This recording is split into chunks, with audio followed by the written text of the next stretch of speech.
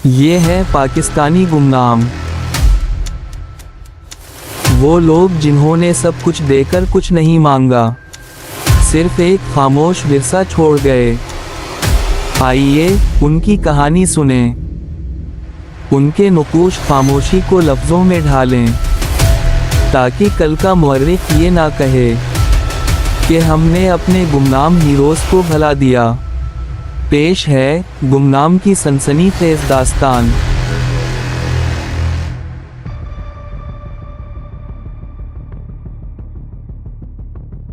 जैसे ही धुएं का मुरगुला गायब हुआ, उसे त्रिपाठी की जीप उल्टी हुई नजर आई।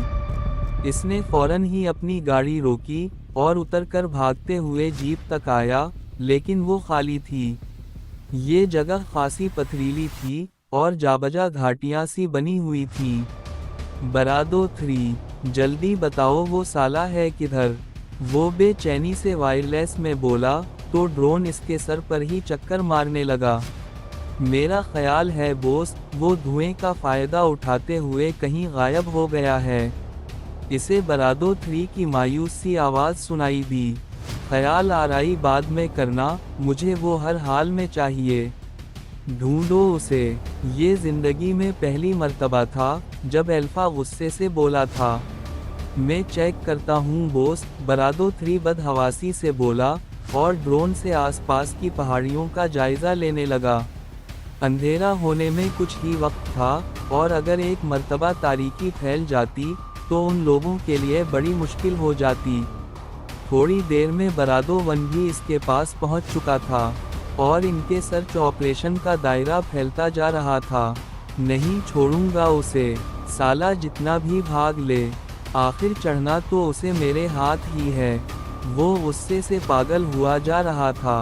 हौसले से काम लो अल्फा 1, तुम्हें मालूम है कि गुस्से में तुम अपने हवास खो बैठते हो।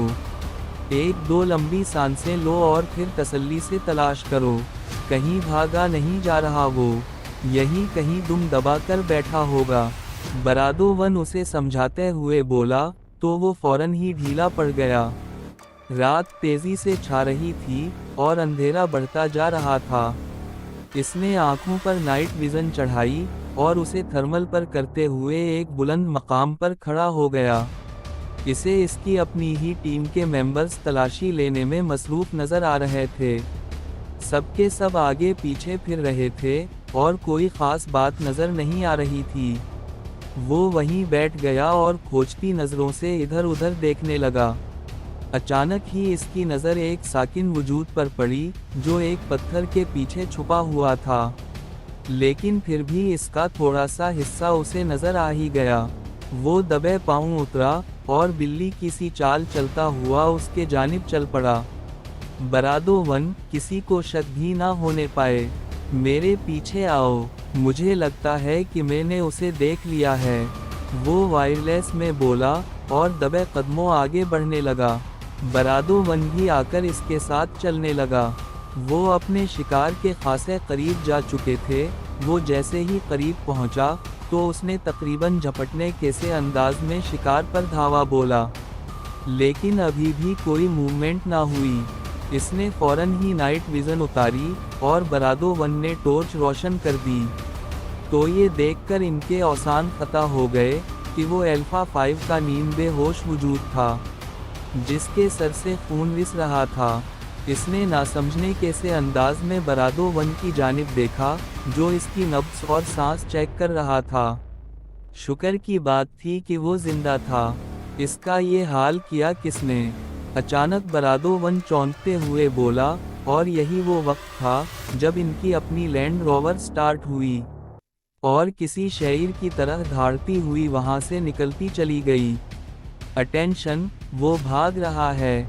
इसने फौरन ही सबको वायरलेस पर इत्तिला दी और गाड़ी की जानिब दौड़ा, जो हर गुजरते लम्हे उन लोगों से दूर होती जा रही थी। एक तो अंधेरा हो गया था और दूसरा वो लोग पैदल थे, क्योंकि यहाँ इनके पास एक ही गाड़ी थी जो अब त्रिपाठी के तसरफ में आ चुकी थी। हालात अचानक ही उन लोगों के खिलाफ हो गए थे और वो सिवाय हाथ पर हाथ रख कर बैठने के और कुछ भी ना कर सकते थे।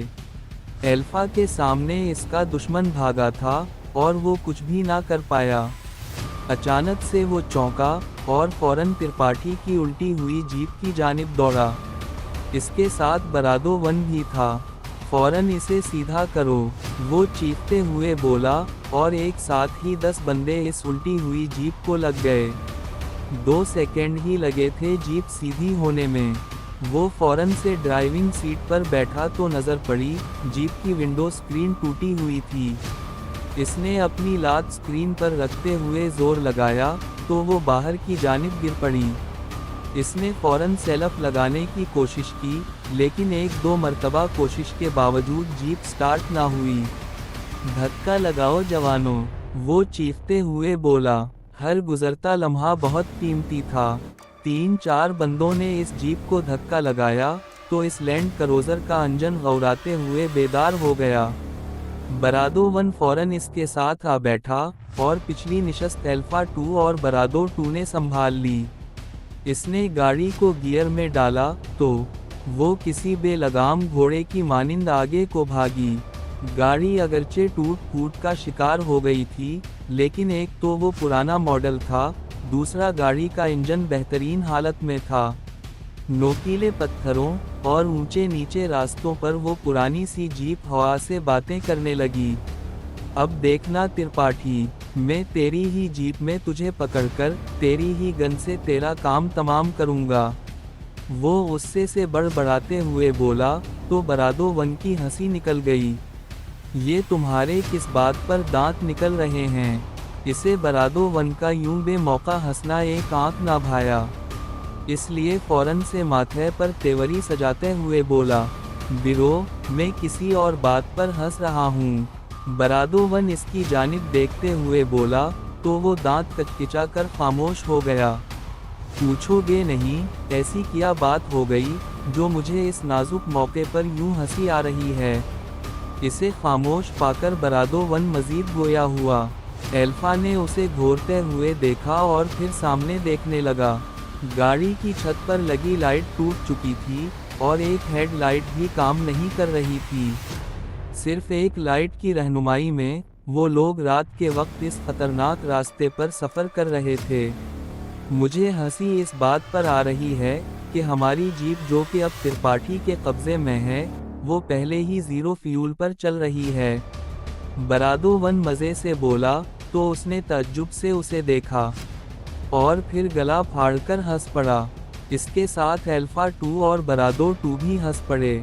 सब कुछ इतनी जल्दी और इमरजेंसी में हुआ कि हमें फ्यूलिंग का वक्त ही नहीं मिला, और हम यूं ही निकल आए।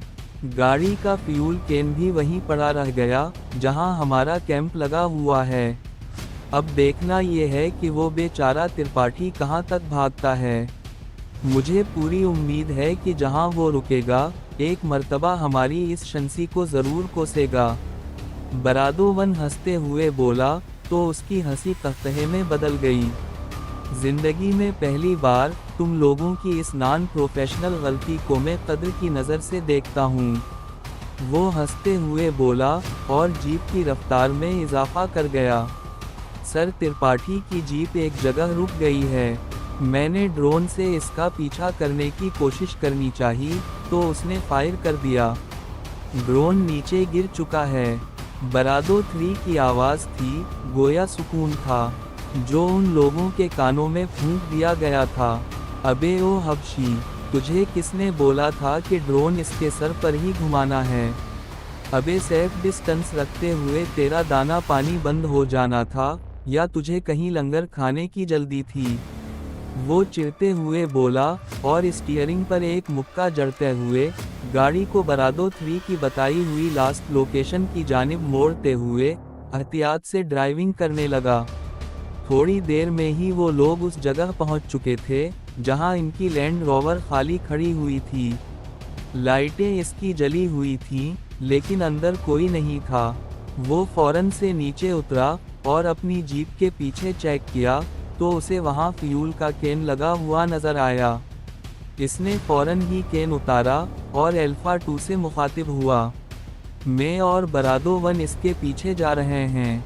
तुम दोनों अपनी वाली गाड़ी में फ्यूल डालकर हमारे पीछे आ जाओ। अब देखते हैं वो हमसे कितना भाग लेता है। वो गुस्से से मुट्ठियां भींचते हुए बोला और गाड़ी में आ बैठा। बरादोवन ने इसकी साथ वाली निशस्त संभाली तो उसने जीप को आगे बढ़ा दिया। वो दोनों बड़ी एहतियात से आगे पीछे नज़र दौड़ाते हुए धीमी रफ्तार से सर्च ऑपरेशन में मसरूफ़ थे। अपने पीछे इन्हें दूसरी गाड़ी की लाइट्स भी नज़र आना शुरू हो गईं, जिसका मतलब था कि दूसरी टीम भी इसके पीछे पहुंच गई है। वैसे अगर तुम त्रिपाठी होते तो कहां जाते? अचानक से एक ख्याल आ जाने पर एल्फा ने बरादोवन से पूछा। ला हौल वला कुव्वत, अबे पागल तो नहीं हो गए? बरादोवन ने एकदम से चिढ़ते हुए बोला। वैसे मैं होता तो ये रास्ता छोड़कर इस तरफ जाता। इसे हंसता हुआ देखकर बरादोवन बोल उठा तो उसने इसके बताए हुए रास्ते की जानिब जीप मोड़ दी। मैंने वैसे ही एक कियास आराई की है। बरादोवन बौखलाते हुए बोला तो वो पुरस्कार सा हंस दिया। एक कमांडो दूसरे कमांडो की रग-रग से वाकिफ होता है। वो बरादोवन को बगौर देखते हुए बोला और गाड़ी एक ऊंची चढ़ाई पर चढ़ा दी, लेकिन उसे फौरन ही ब्रेक मारना पड़ी। आगे एक 45 डिग्री के ज़ाविये की ढलवान थी और गाड़ी का जाना नामुमकिन था। चलो जी, यहाँ से हमें पैदल मार्च करना है, वो गाड़ी रोकते हुए बोला और उतरते हुए आगे इंजन तक आया। बोनट उठाते हुए तारों को मजबूती से पकड़ा और एक झटका देते हुए उसे तोड़ डाला। ये क्या कर रहे हो तुम? क्या पता वो इस जानिब आया ही ना हो? बरादोवन झुंझलाए हुए लहजे में बोला तो वो हंसने लगा। मैं तो उसी बात का कायल हूँ। एल्फा 2 और बरादो 2, मेरी बात ध्यान से सुनो। अपनी जीप को एक सेफ जगह पर रोको और पैदल इस जानिब आओ। हमारी जीप के आसपास ही रहना। जैसे ही त्रिपाठी इस जानिब आए, उसे पकड़ लेना। वो हिदायत जारी करता हुआ नीचे खाई में उतरने लगा। नाइट विज़न उसने ऑन कर ली थी, इसलिए अंधेरे में भी वो अच्छा खासा देख सकता था। जैसे ही वो नीचे उतरे, इन्हें ऊपर अपनी जीप की जानिब से कहकहे की आवाज़ आई। दोनों ने बैक वक्त मुड़कर देखा तो वहाँ त्रिपाठी खड़ा सिगरेट सुलगा रहा था। यकीनन वो उनकी बेवकूफ़ी पर हंस रहा था और सिगरेट का गहरा कश लेते हुए वो वापसी की राह हौलिया। इसका मकसद पूरा हो चुका था। इन्हें गुमराह करते हुए वो अब इनकी गाड़ी, जो दरअसल इसकी अपनी गाड़ी थी, में फरार होने जा रहा था। बरादोवन ने इसकी जानिब देखा तो वो हंस दिया। अब की बार इसकी हंसी में बरादोवन की हंसी भी शामिल हो गई। कोई बहुत ही ऊंची फिल्म हो तुम भाई, यानी कि शुरू से ही जानते थे कि त्रिपाठी ये हरकत करने वाला है। बरादोवन उसे देखते हुए तज्जुब से बोला, तभी तो मैंने गाड़ी की तारें तोड़ डाली थीं। वो इत्मीनान से बोला। दोनों इत्मीनान से वापसी की राह हो लिए और जब तक ऊपर पहुंचे, एल्फा 2 और बरादो 2 ने त्रिपाठी को घुटनों के बल जमीन पर बिठाया हुआ था। वो सीधा उसकी जानिब बढ़ा और इसके सामने जाकर रुक गया। क्या समझ रखा था तुमने हमें? कोई आम से लोग होंगे और तुम इत्मीनान से हमें चुकमा देते हुए गुमराह भी कर दोगे और अपना काम भी कर जाओगे। वो त्रिपाठी को बगौर देखते हुए बोला तो वो सर उठाकर उसे देखने लगा। अब देखो कैसे तुम हमारे ही बिछाए हुए जाल में किसी बकरी की तरह फंस चुके हो। बरादोवन ने मजीद इजाफा किया तो त्रिपाठी की शक्ल पर एक खौफ सा लहरा कर रह गया। तुम लोगों के बुरे दिन शुरू हो चुके हैं बाबू। उड़ लो जितना ऊंचा उड़ना है, क्योंकि इसके बाद तुम लोगों के पर कटने वाले हैं। त्रिपाठी अजीब से लहजे में बोला तो इसका बेसाख्ता कहकहा निकल कर रह गया।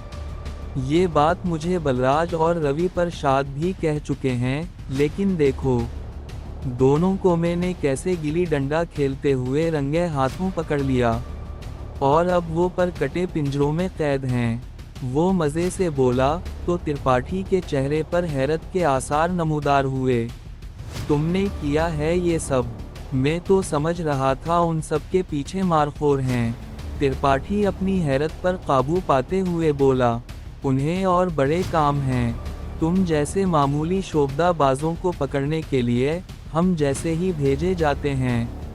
वो त्रिपाठी को बगौर देखते हुए बोला, तो वो खामोश होकर रह गया। मैंने तुम लोगों को समझने में बड़ी गलती कर डाली। त्रिपाठी हार मानते हुए बोला।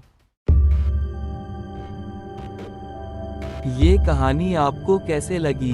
अच्छी लगी तो वीडियो को लाइक और चैनल को सब्सक्राइब करें और बेल आइकन भी दबा दें ताकि नई वीडियोस आप तक फौरन पहुंचें। मिलते हैं अगली वीडियो में, तब तक के लिए हमें दें इजाज़त। अल्लाह हाफिज़।